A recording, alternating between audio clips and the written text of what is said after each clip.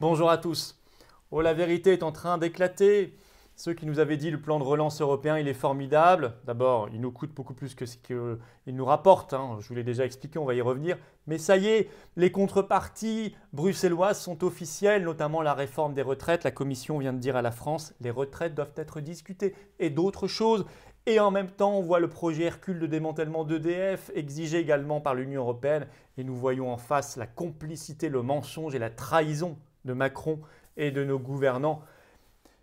Eh bien, je préfère que la vérité éclate. Je vous le dis clairement, on va y revenir ici très concrètement. Vous allez apprendre des choses et surtout vous allez pouvoir apprendre aux autres beaucoup de choses parce que ça nous permet d'être beaucoup plus efficaces dans le combat.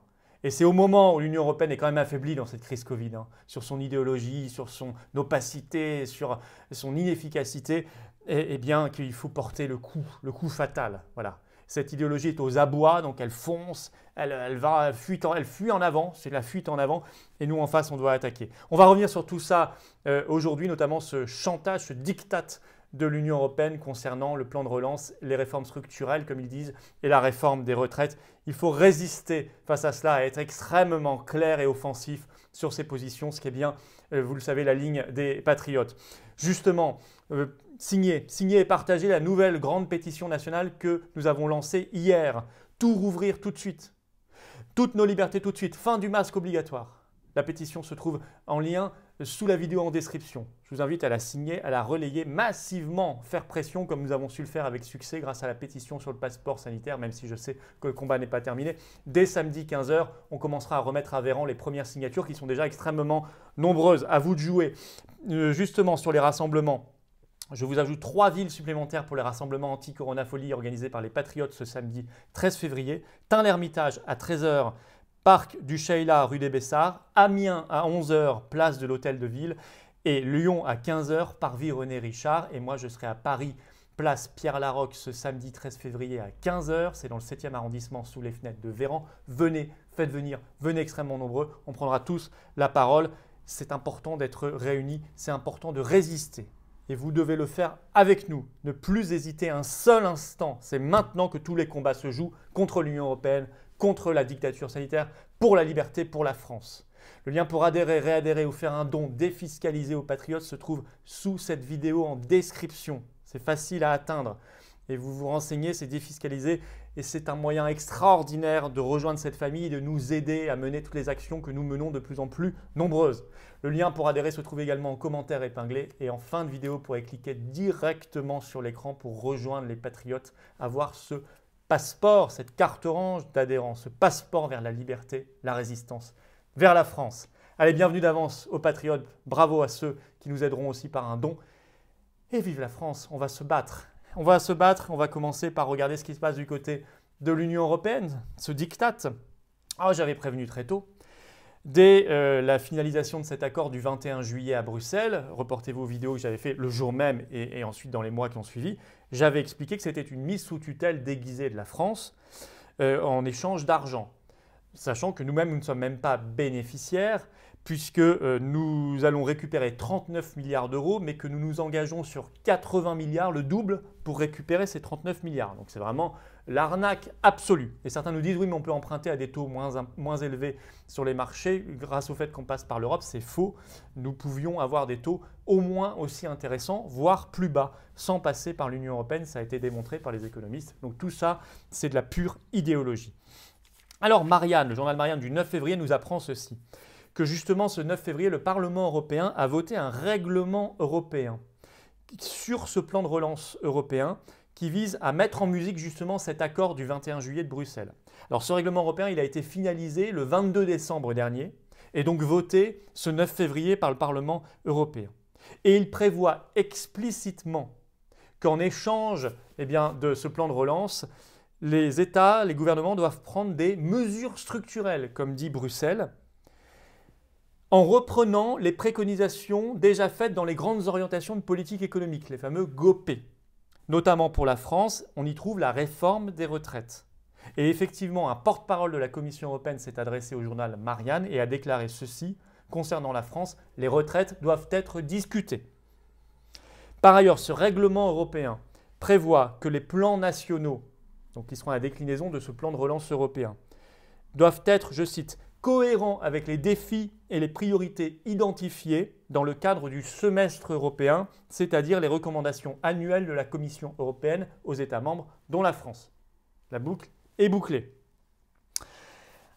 Ça veut dire les réformes structurelles, vous savez ce que c'est, hein. C'est les réformes d'austérité, de libéralisation des services publics, de destruction du marché du travail. On y trouve aussi la réforme de l'assurance chômage et évidemment, donc, je parlais de la réforme des retraites, entre autres, mais c'était aussi la loi travail. Enfin, vous voyez, c'est toute cette idéologie-là.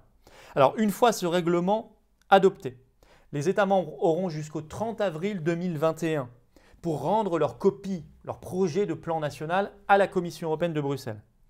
Et celle-ci a 2 mois pour remettre un avis positif ou un avis négatif, ou un entre-deux, c'est-à-dire en disant ça peut être positif, mais vous devez ajouter telle ou telle réforme ou retirer telle ou telle réforme. Bon. Et ensuite, c'est le Conseil de l'Union européenne qui tranche. Alors, qui tranche en principe, on va y revenir après, c'est-à-dire qu'en fait, c'est quand même la Commission européenne qui décide. Formellement, sur le papier, c'est le Conseil de l'Union européenne, c'est-à-dire les États membres, mais en réalité, dans les faits, c'est la Commission, elle le dit elle-même. Je vais vous expliquer pourquoi après. Et ensuite, si c'est validé, les aides commencent à arriver au compte-gouttes, mais seulement pour 2021 à hauteur de 13% maximum du total, ce qui ferait pour la France environ 5 milliards, c'est-à-dire 13%, 39 milliards. Et ensuite, c'est étalé jusqu'en 2023. Donc en plus, c'est super lent, alors qu'on est censé être dans une crise qui nécessiterait une réponse tonique et rapide. Bon. Alors, les États membres, en fait, ont déjà commencé de négocier leurs plans nationaux avec la Commission européenne. Ça, on l'a appris. Et notamment, l'Allemagne a déjà présenté une première copie à la Commission européenne. C'est ce que nous apprend un journal allemand qui s'appelle le Handelsblatt. Et le Handelsblatt nous apprend que Bruxelles a retoqué la copie allemande en disant « il n'y a pas assez de réformes structurelles dans votre plan. Notamment, il faut une réforme des retraites. Notamment, vous avez un système social dans votre plan qui est trop progressif. C'est-à-dire, vous savez, les taux qui augmentent avec les revenus. Ça ne va pas. Et par ailleurs, vous mettez trop l'accent sur l'investissement et pas assez sur les réformes structurelles. » Voilà ce qui a été dit à l'Allemagne. Et un porte-parole de la Commission européenne déclare au journal Marianne que cette dernière remarque sur le fait qu'il y a trop d'investissements et pas assez de réformes structurelles a été adressée à plusieurs autres pays. On ne sait pas si la France est concernée, personne ne nous l'a dit, mais on peut l'imaginer. Donc ça, c'est quand même assez délirant aussi de nous dire qu'il y a trop d'investissements, pas assez de réformes structurelles comme la réforme des retraites. Bon, c'est assez inquiétant. Une économie qui n'investit plus, c'est une économie qui meurt, hein. Ça on le sait bien. Alors, selon le ministère de l'économie en France, Bercy et la Commission européenne, il y a aussi en France des négociations en cours avec la Commission européenne sur le plan national français. Donc ça a déjà commencé également. Alors, je reviens sur cette histoire. Est-ce que c'est vraiment à la fin le Conseil de l'Union européenne qui est souverain et qui décide? Non. Dans les textes, oui, formellement, c'est écrit comme ça, puisque c'est la Commission qui ensuite donne son avis au Conseil qui tranche. Mais pas dans les faits. Et c'est expliqué clairement par un porte-parole de la Commission européenne qui dit, je cite, « En pratique, c'est très compliqué de réunir une majorité qualifiée qui soit différente de l'avis de l'exécutif européen, c'est-à-dire de la Commission européenne. Parce que si le Conseil n'est pas d'accord, il doit réunir une majorité qualifiée. Ce qui est plus qu'une majorité, ce qui est donc très compliqué. Donc en fait, ça donne bien le dernier mot dans les faits à la Commission européenne. Voilà la réalité, vous voyez, de ce plan. Alors moi, quand je me souviens de Macron qui était venu à la télévision triompher le 21 juillet, nous expliquer que chaque pays resterait souverain, la presse reprend ça, la presse française, sans réfléchir, etc. Et moi, je vous disais déjà à l'époque, c'est une mise sous tutelle, c'est conditionné parce que j'avais simplement lu l'accord. J'avais lu l'accord, je n'avais pas fait plus que ça. Et bon, maintenant, nous avons la confirmation officielle, beaucoup tombent des nues, mais c'est ça l'Union européenne. Au même moment, l'Union européenne impose le projet Hercule de démantèlement d'EDF.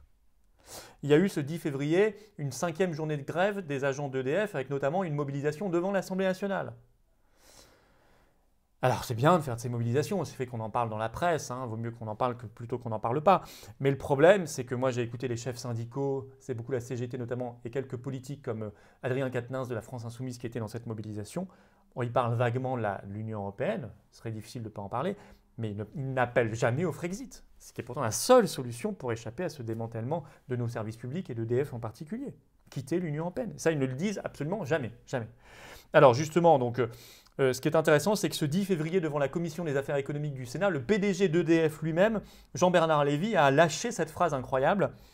La Commission européenne n'aime pas beaucoup EDF. Au moins c'est dit, on s'en doutait, hein, puisqu'elle veut son démantèlement, elle veut sa disparition. Je vous rappelle que le projet Hercule, vous irez voir mes vidéos sur le sujet, j'en ai déjà fait, c'est diviser EDF en trois, entre EDF bleu, en gros le nucléaire, EDF vert, les activités rentables qui seraient cotées en bourse, et EDF azur pour les barrages hydroélectriques. Sauf que dans la vision française, il resterait un lien entre ces trois EDF pour former une seule société, alors que dans la demande européenne, dans le diktat de la Commission de Bruxelles, c'est complètement séparé, il n'y a plus d'EDF. Voilà.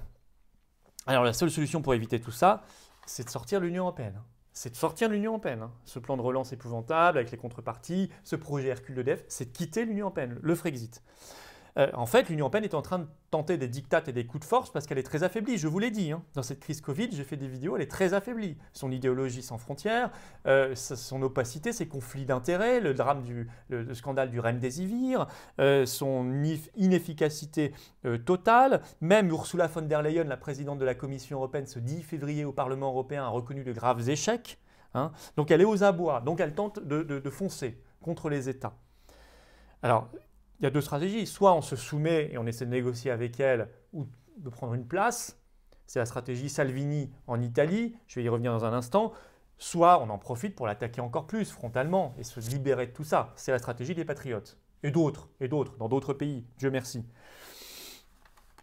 Alors pourquoi je dis c'est la stratégie Salvini? Parce que Salvini a fait ce que la presse italienne appelle tout récemment là, sa conversion à l'Union européenne. Donc il a déclaré que finalement il ne voulait plus quitter du tout l'Union européenne ni l'euro. Il a déclaré ceci: nous avons les mains, les pieds, le cœur, le cerveau en Europe. Il a déclaré qu'il soutenait le gouvernement Draghi, hein, l'ancien président de la Banque Centrale Européenne, l'ancien de Goldman Sachs, en disant sans veto ni condition.